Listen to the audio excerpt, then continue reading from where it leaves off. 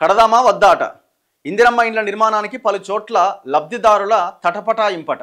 మంజూరైన 3 లక్షలట, పనులు ప్రారంభం కానివి ఇంకా 1,39,000 ఇప్పుడు కడదామా వద్దా అనే సిచ్యువేషన్ ఎందుకు వస్తుందంటే పాపం ఇప్పుడు 5 లక్షలు ఇస్తున్నారండి. ఇప్పుడు ఈ 5 లక్షలతోని ఏడవుతుంది ఇది? మళ్ళీ 5 లక్షలు కూడా వీళ్ళు వర్క్ స్టార్ట్ చేస్తే కదా తర్వాత బిల్లు వచ్చేది. మరి ఆ వర్క్ స్టార్ట్ చేయడానికి కనీసం 2 లక్షలన్న చేతులు ఉండాలి కదా. ఇప్పుడు ఆ 1,00,000 2 లక్షలు చేతిలో ఉన్న ప్రజలు ఎంతమంది ఉన్నారండి? పాప ఇల్లు లేని వాళ్ళకే ఇల్లు, అంతే కదా. డబ్బులు లేకనే మీరు 5 లక్షలు ఇస్తున్నారు. మనం అనవచ్చు మరి ఆ పాటి కూడా లేకపోతే ఎట్లా అని. మరి జనాల దగ్గర లేవు. ఇప్పుడు అత్యంత నిరుపేదల దగ్గర, కూలి పని చేసుకునే వాళ్ళ దగ్గర ఆ 1,00,000 2 లక్షలు ఎక్కడి నుంచి వస్తాయి? ఏదో కొంతమందికి లోన్లు ఇస్తున్నారు ఏదో అని చెప్తున్నారు, అది 1-2 ఎక్కడైనా ఇస్తురేమో కానీ ఆ చేతిలో డబ్బులు లేకపోవడం ఒకటి ప్రధానమైన కారణము. ఇప్పుడు 5 లక్షల్లో కంప్లీట్ అయిద్దా ఇల్లు? బేస్మెంట్ దాకా అయిపోద్ది, మిగతా అంతా మనమే పెట్టుకోవాలి గంతే. ఇవాళ పెరిగిన రేట్లు, పెరిగిన సిమెంటు, పెరిగిన స్టీలు, పెరిగిన కూలీ రేట్లు ఇవన్నీ చూసినప్పుడు ఆ 5 లక్షలతో ఇప్పుడు వాళ్ళు చెప్పే ఇల్లు అవుతుందా? ఇంపాసిబుల్, అసలు కానే కాదు. మరి ఎక్కడి నుంచి తేవాలా? అందుకే తటపటాయిస్తున్నారు పాపం. కావాలని అన్నారు పాపం, ఇల్లు వచ్చిన తర్వాత వాళ్ళు కట్టుకోలేని సిచ్యువేషన్లో ఉన్నారు. ఇందిరమ్మ ఇండ్ల అందుకే ప్రభుత్వము ఫస్ట్ మీరు ఆ ఇందిరమ్మ ఇల్లు రాగానే ఫస్ట్ 1,00,000 2 లక్షలు వాళ్ళకి ఫస్ట్ లేకపోతే మెటీరియల్ ఇవ్వండి, అది బెటర్ కదా. మెటీరియల్ ఇవ్వండి. ఇందిరమ్మ ఇండ్ల లబ్ధిదారులు పలు చోట్ల పనులు ప్రారంభించడానికి తటపటాయిస్తున్నారు.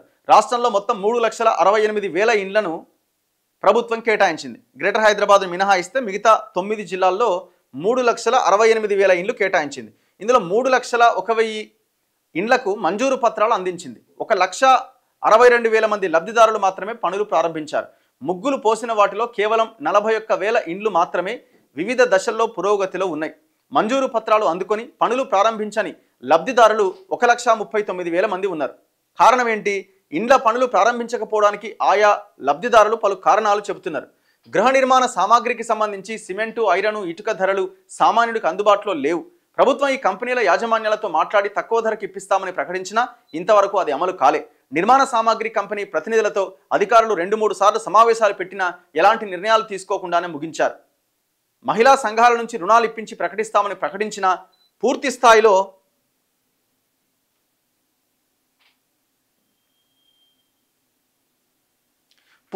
అమలు కావట్లే. ముహూర్తాలు లేవని కొందరు ఇంటి నిర్మాణాన్ని వాయిదా వేస్తున్నారు.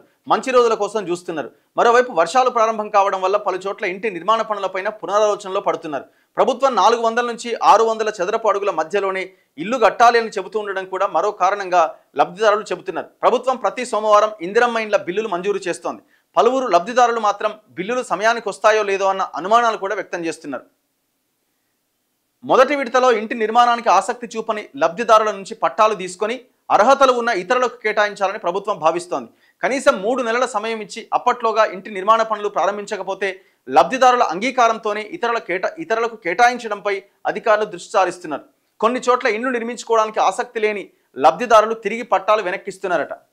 వాళ్ళకి పాపం ఇప్పుడు బయటికి తీసుకొని సీక్ ఎంత, సిమెంట్ ఎంత, ఇటుక ఎంత, ఇవన్నీ ఆలోచిస్తే ఆ లెక్కలేస్తే అసలు 10 లక్షలు దాటిపోతుంది. మరి ఎక్కడి నుంచి తేవాలి పాపం వాళ్ళు? ఇప్పుడు వాళ్ళ దగ్గర నుంచి పట్టాలు వెనక్కి తీసుకోవడం కాదు ప్రభుత్వం చేయాల్సింది. వాళ్ళంతా నిరుపేదలనే కదా మీరు వాళ్ళకి ఇచ్చింది. ఇప్పుడు దానివల్ల మీరు అవి తీసుకొని వేరే వాళ్ళకి ఇవ్వడం వల్ల వాళ్ళు ఇల్లు లేని వాళ్ళకి కిందనే ఎప్పటికీ ఆ గుడిసెలోనే ఉండాలనా? ఇది సామాజిక బాధ్యతగా మనం తీసుకోవాలి, గవర్నమెంట్ తీసుకోవాలి. అవసరమైతే ఇప్పుడు ఇసుక మీరు ఈ కుంభకోణం ఈ ఇసుక స్కామ్ చేసే ఇసుక మొత్తం వాళ్ళకి ఫ్రీగా వాళ్ళకి ఇచ్చేస్తే ఎవరెవరైతే ఇందిరమ్మ ఇండ్లు ఉన్నారో ఎక్కడెక్కడైతే దగ్గరలో ఉన్న రీచ్లు ఉన్నాయో మీరు ఆ ఇంటికి అవసరమైన ఇసుకని మీరే ఫ్రీగా సప్లై చేయండి. ఏదైనా ఇటుక బట్టీలు ఉంటే వాళ్ళతో మాట్లాడి తగ్గించే ప్రయత్నం చేయండి. సిమెంట్ మీరే సప్లై చేయండి.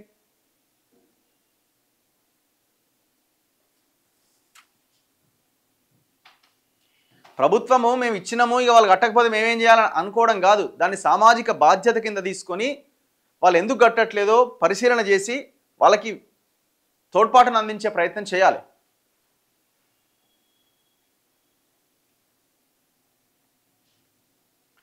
చలో నెక్స్ట్ మిగతా వార్తల్లో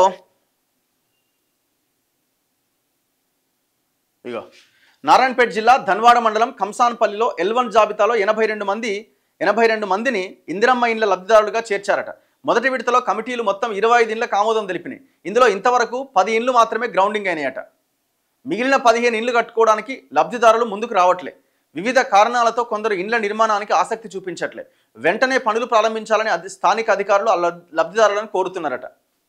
పాపం చూడండి, 25 ఇస్తే 10 మాత్రమే గ్రౌండింగ్, మిగతా 15 మేము కట్టుకోలేమని చెప్తున్నారట. ఇది చాలా దారుణం ఇది.